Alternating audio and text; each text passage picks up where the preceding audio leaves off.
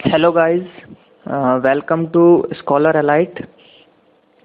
आज इस ट्यूटोरियल में मैं आपको हड़प्पा सभ्यता या सिंधु सभ्यता के बारे में बताऊंगा। उसके मल्टीपल चॉइस क्वेश्चन हम करेंगे, एमसीक्यू करेंगे आज इस वीडियो में। वो हम देखते हैं आज क्या देखने वाले हैं। हड़प्पा या सिंधु घाटी की सभ्यता, जिसको 2500 ईसा पूर्व से 1750 ईसा पूर्व मानते हैं। तो इसमें हम क्या देख सकते हैं कि जो ये वाला आप इमेज देख रहे हैं, ये वाला जो आप इमेज देख रहे हैं, ये इमेज जो है, ये जो है आपका हड़प्पा है। ये हड़प्पा, ये मोहनजोदड़ो, ये आपका कालीबंगा, ये हो गया आपका लोथल। इस टाइप से ये हैं। ये आपका सुतकांगेडोर है। तो इस टाइप के जितने भी शहर मिले थे उसकी इमेजेस वगैरह मैंने डाली हैं, तो ये आप देख सकते हैं। तो हम मल्टीपल चॉइस क्वेश्चंस की तरफ बढ़ते हैं। सबसे पहले देखते हैं हड़प्पा सभ्यता का सर्वाधिक मान्यता प्राप्त काल कौन सा है। तो हड़प्पा सभ्यता का काल, वो काल पूछ रहा है, तो अभी हमने पीछे देखा था, जो कि 2500 से 1700 ईसा पूर्व है। तो इसका आंसर क्या हो गया, 2500 से 1700। कहीं कहीं 2400 से 1700 के करीब रहता है, 2400 से 1700, लेकिन ये ओरिजिनल अगर देखा जाए तो 2500 से 1750। ये क्वेश्चन एनसीईआरटी की बुक से लिए गए हैं। सिंधु घाटी की सभ्यता, सिंधु घाटी की सभ्यता में घोड़े के अवशेष कहाँ से मिले हैं। सिंधु घाटी की जो सभ्यता थी, सिंधु घाटी की जो सभ्यता थी उसमें घोड़े, हॉर्सेस के अवशेष कहाँ से मिले थे। तो हॉर्सेस के अवशेष पूछ रहा सुरकोटदा, या फिर लोथल, या फिर कालीबंगा, या फिर मोहनजोदड़ो। तो लोथल, ये जो हमको घोड़े के साक्ष्य मिले थे वो हमको लोथल और सुरकोटदा दोनों जगह से मिले थे। लेकिन अगर मेनली पूछा जाए तो वो हमको लोथल से मिले थे, क्योंकि लोथल जो है एक बंदरगाह था, एक पोर्ट था।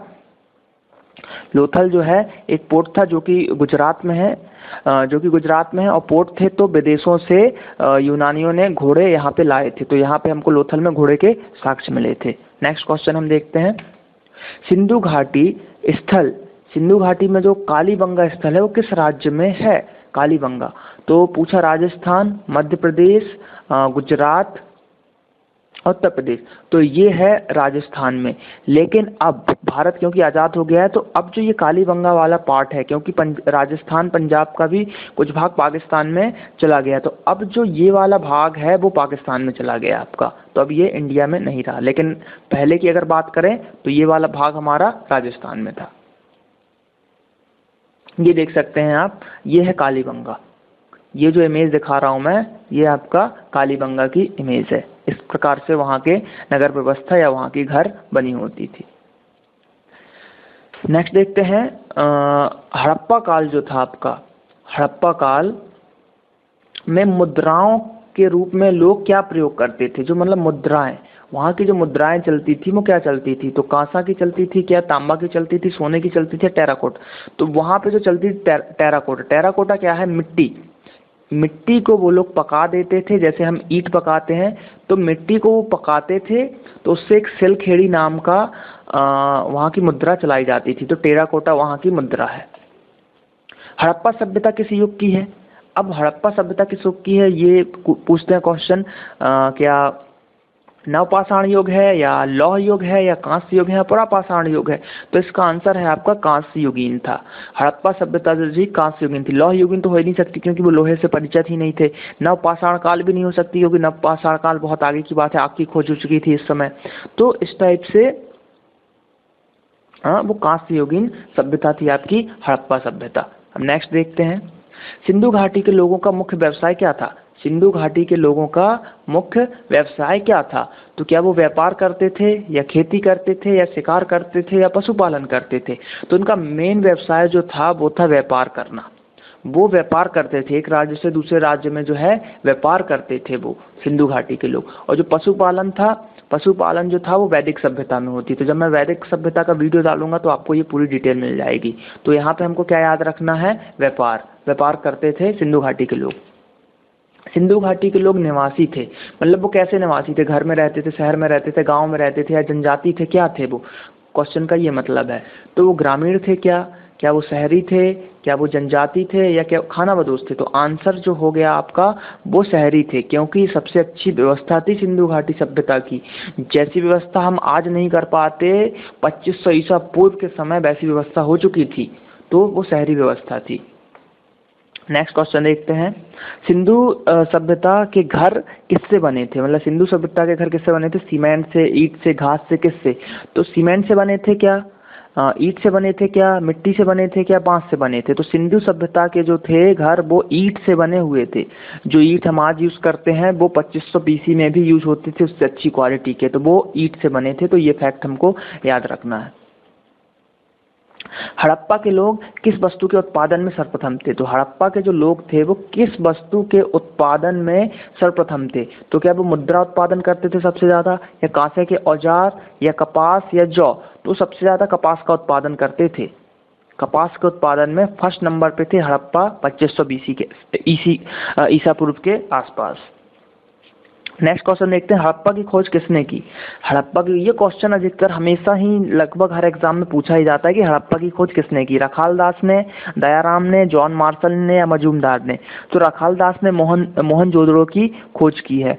रखाल दास ने किसकी की है? मोहनजोदड़ो की। दयाराम ने की है हड़प्पा की। इनका पूरा नाम है दयाराम साहनी। दयाराम साहनी ने खोज की है हड़प्पा की। तो ये आपको याद रखना है कि किसने खोज की थी? दयाराम साहनी ने। और जॉन मार्शल ने आदेश दिया था खुदाई के लिए, और मजूमदार जो है चहुंदड़ो की उनने खोज की थी। चहुंदड़ो भी हड़प्पा सभ्यता का एक शहर है। तो अब हम नेक्स्ट क्वेश्चन देखते हैं। हाँ, नेक्स्ट क्वेश्चन से पहले ये देख लेते हैं, जो हड़प्पा था वो ऐसा था, ये देखिए ईंटों के बने थे, आज भी ईंटों के सबसे ये दीवार वगैरह हमको दिख रही हैं, तो ये हड़प्पा। और नगरीय व्यवस्था थी, व्यवस्था इनकी बहुत ही अच्छी थी, तो ये हड़प्पा सभ्यता। अब सिंधु सभ्यता की खोज किस सन में हुई? हमने वो तो देख लिया कि किसने की, दयाराम साहनी ने की, लेकिन अब डेट भी हमको सन भी पता करना है। तो 1900, 1915, 1920 या 1921? तो आंसर है 1921। 1921 में दयाराम साहनी ने हड़प्पा सभ्यता की खोज की। नेक्स्ट देखते हैं, सिंधु सभ्यता का बंदरगाह कौन सा था? सिंधु सभ्यता का बंदरगाह कौन सा था, यानी पोर्ट कौन सा था? अभी मैंने बताया था कि जो पोर्ट था वहां पे घोड़े के साक्ष्य मिले थे। तो घोड़े के साक्ष्य कहाँ मिले थे हमको? लोथल में। तो लोथल जो हो गया आपका क्या है? ये एक पोर्ट था, क्योंकि गुजरात में था, गुजरात में समुद्र है तो पोर्ट होना स्वाभाविक है। नेक्स्ट देखते हैं, पैमाने की खोज कहाँ हुई? पैमाने की खोज कहाँ हुई? तो क्या कालीबंगा में हुई, क्या लोथल में हुई, रोपड़ में, या हड़प्पा में? तो आंसर है लोथल, क्योंकि वो भी ये पोर्ट है। यहाँ भी ये पैमाना जो लाए थे वो विदेशी ही लाए थे, तो सब कुछ यहीं पे मिलेगा। पैमाना, घोड़ा, मतलब जो विदेशी चीज जितने भी हैं, अगर ट्रक की बात करें तो जितनी भी विदेशी चीज मिलेंगी तो वो आप आंख बंद करके सीधे लोथल आंसर लगा दीजिए, वो हमेशा सही रहते हैं। अब मोहनजोदड़ो कहाँ स्थित है? मोहनजोदड़ो कहाँ स्थित है? पंजाब में है क्या, सिंध में है क्या, गुजरात में है क्या, या उत्तर प्रदेश में है? तो ये जो है आपका सिंध प्रांत में है, जो कि अब पाकिस्तान में है। पहले इंडिया में था लेकिन अब पाकिस्तान में है, तो मोहनजोदड़ो सिंध में है। तो सिंधु सभ्यता के मुद्रा पर किस देवता के चित्र थे? सिंधु सभ्यता के मुद्रा पे किस देवता के चित्र थे?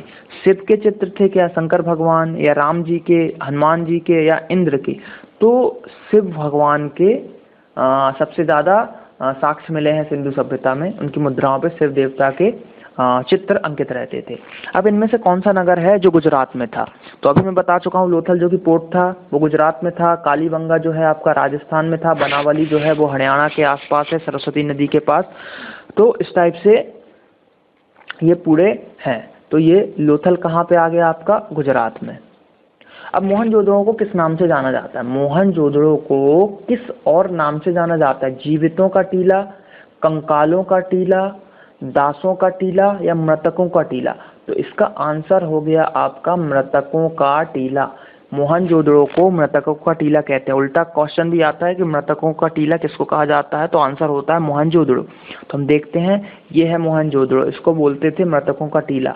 अब इसको मृतकों का टीला इसलिए बोलते थे, इसका मतलब ये नहीं कि यहाँ सब लोग मतलब सबको मार मार के गाड़ते थे। जो मोहनजोदड़ो था, तो जो नदी थी, जब नदी का बहाव तेज होता था तो ये बह जाता था, ये डूब जाता था, मतलब थोड़ा नीचे था तो ये डूब जाता था।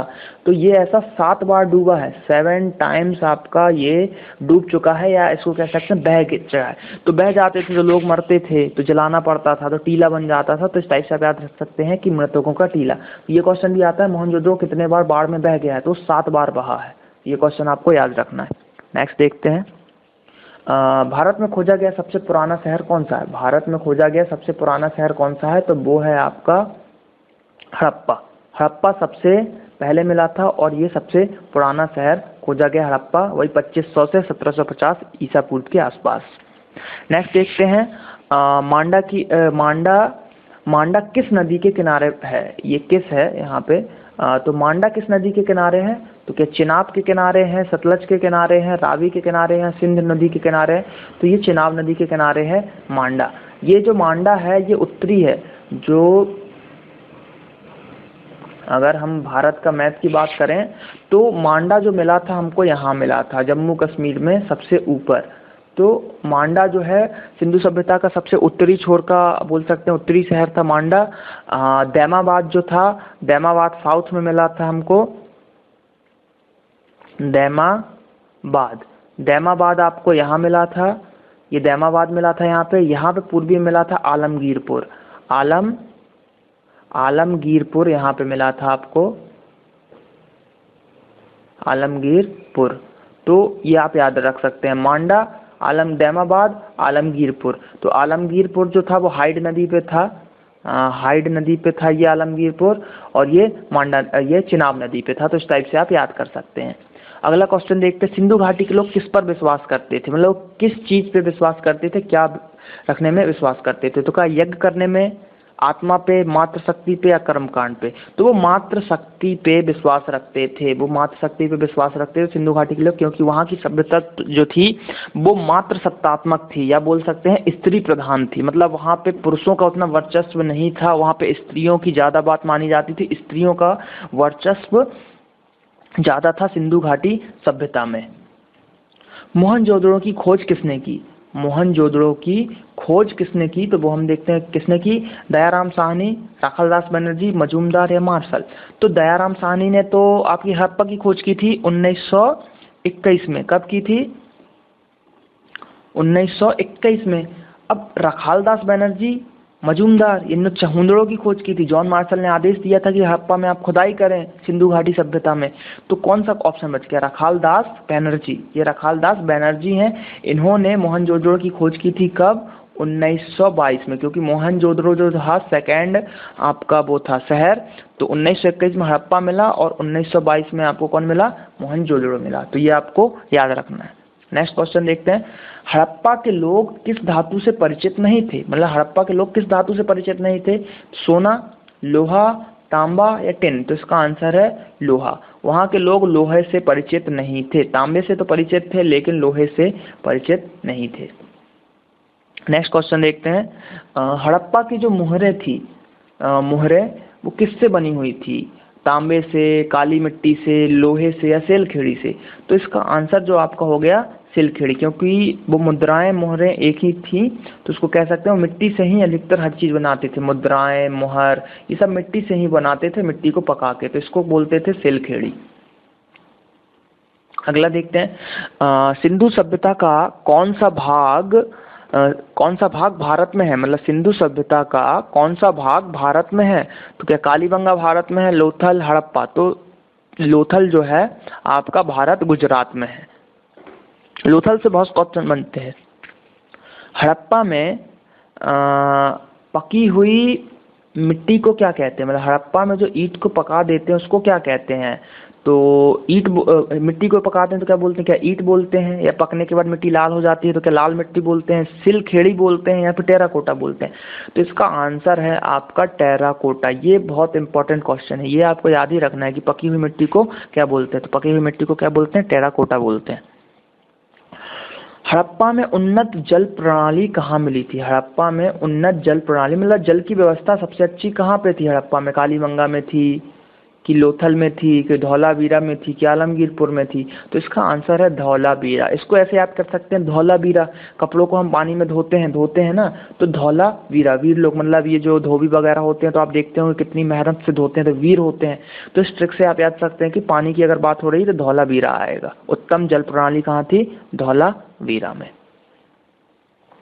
अगला क्वेश्चन देखते हैं, सबसे बड़ा अन्नागार कहाँ मिला? अन्नागार का मतलब क्या होता है? एफसीआई, फूड कॉर्पोरेशन ऑफ जो इंडिया है अपना, तो उससे जो फूड जहाँ पे स्टोर करके रखते हैं नगर निगम वाले, तो उस टाइप का अन्नागार कहते हैं। अपने घर में छोटे रहते हैं, लेकिन अगर बड़े अन्नागार की बात की जाए तो एफसीआई वगैरह जो होती हैं फूड कॉर्पोरेशन के, वो उनको अन्नागार बोलते हैं। तो वो कहाँ मिला? लोथल में, कालीबंगा में, मोहनजोदड़ो में या बनावली में? तो इसका आंसर मोहनजोदड़ो में।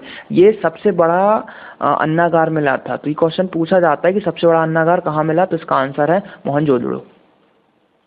अगला क्वेश्चन देखते हैं, सिंधु सभ्यता की उत्तरी सीमा कौन सी है? सिंधु सभ्यता की उत्तरी सीमा कौन सी? अभी मैंने बताया था मांडा, जो कि चिनाब नदी पे है। कहाँ पे है? चिनाब, मांडा जो है आपका वो चिनाब नदी पे है। और अभी मैंने जो डायग्राम बना के बताया था, ये हमारा इंडिया का मैप हो गया। तो मांडा कहाँ पे था? यहाँ पे मांडा था, यहाँ पे दैमाबाद था और यहाँ पे आलमगीरपुर था। तो वो पूर्वी भी पूछ सकता है कि पूर्वी सीमा पे कौन था, दक्षिणी सीमा पे कौन था, उत्तरी सीमा पे कौन था। तो इस टाइप से आपको ये याद रखना है। तो ये कौन सा हो गया? मांडा हो गया आपका। हड़प्पा और मोहनजोदड़ो की खुदाई के प्रभारी कौन थे? मतलब हड़प्पा और मोहनजोदड़ो की जो खुदाई हुई थी उसको करने के लिए किसने बोला था? हड़प्पा की तो खोज की थी दयाराम साहनी ने, मोहनजोदड़ो की खोज की थी राखालदास बनर्जी ने, लेकिन उनको कहा किसने? तो उनको जो कहा था वो कहा था जॉन मार्शल ने। तो ये आपको याद रखना है, जॉन मार्शल ने उनको कहा था कि आप जाके हड़प्पा सभ्यता की खोज करें। अगला क्वेश्चन, हड़प्पा के लोगों की लिपि कैसी थी? मतलब वो किस टाइप से लिखते थे? तो उनकी लिपि जो थी भाव चित्रात्मक थी। मतलब लिखते नहीं थे, वो चित्रों के द्वारा बताते थे कि वो कहना क्या चाहते हैं, चित्रों के द्वारा। आज तक हम उनकी लिपि को पढ़ नहीं पाए हैं। हम उनकी लिपि को, वो कैसी लिपि लिखती थी? पहले तो उल्टा लिखते थे। वो यहाँ से ऐसे ऐसे लिखेंगे, यहाँ से लिखेंगे, फिर उसके बाद यहाँ लिखेंगे, फिर ऐसे जाएंगे, फिर ऐसे नीचे आएंगे और फिर ऐसे जाएंगे, फिर ऐसे आएंगे, फिर ऐसे जाएंगे, फिर ऐसे और फिर ऐसे। तो कुछ अजीब प्रकार की वो लिपि लिखते थे। तो इस टाइप की उनकी लिपि थी हड़प्पा सभ्यता की। तो भावचित्रात्मक थी, जिसको हम आज तक पढ़ नहीं पाए। सिंधु घाटी की मोहरों का किस जानवर, मतलब सिंधु घाटी की जो मोहरें थी उनमें किस जानवर के चित्र थे? तो जैसा कि हमने देखा था कि सिक्कों पे शिव भगवान के थे, सिक्कों पे किसके थे? शिव भगवान के थे। तो क्या गाय के, शेर के, घोड़ा, गाय? तो शिव भगवान में कौन? नंदी जो बैल है आपका। तो यहाँ पे मोहरों पे उन्होंने बैल की फोटो लगा रखी थी, तो बैल थे वहाँ पे। गाय जो है, गाय के कोई साक्ष्य नहीं मिले हैं सिंधु सभ्यता में। गाय जो है ऋग्वैदिक काल में मिली है। तो गाय, सिंधु सभ्यता में गाय के कोई साक्ष्य नहीं मिले हैं। नेक्स्ट देखते हैं। बस इतने ही क्वेश्चन थे। ये 40 से 50 क्वेश्चन थे, मल्टीपल चॉइस क्वेश्चन सिंधु सभ्यता और सिंधु घाटी के ऊपर। जितने भी मोस्ट आईएमपी क्वेश्चन थे वो मैंने कवर कर लिए हैं। इससे बाहर पेपर में नहीं आएगा। आईएएस वगैरह अगर आईएएस देते हैं आप तो, या पीएससी में तो इससे बाहर नहीं आएगा, लेकिन आईएएस में 1-2 क्वेश्चन इससे बाहर आ सकते हैं, लेकिन एसएससी और रेलवे में इससे बाहर नहीं आएगा। अगर आपने ये 40 से 50 क्वेश्चन पूरे पढ़ लिए तो 1 से 2 क्वेश्चन जो आते हैं हड़प्पा सभ्यता से वो आपसे बन जाएंगे। तो आपको अगर ये वीडियो अच्छा लगा हो तो ज़्यादा से ज़्यादा इसको शेयर करें और इस चैनल को सब्सक्राइब करें, जो कि है स्कॉलर अलाइट। तो इसको आप सब्सक्राइब करें और ज़्यादा से ज़्यादा वीडियो देखें और एग्ज़ाम को क्रैक करें। Thank you.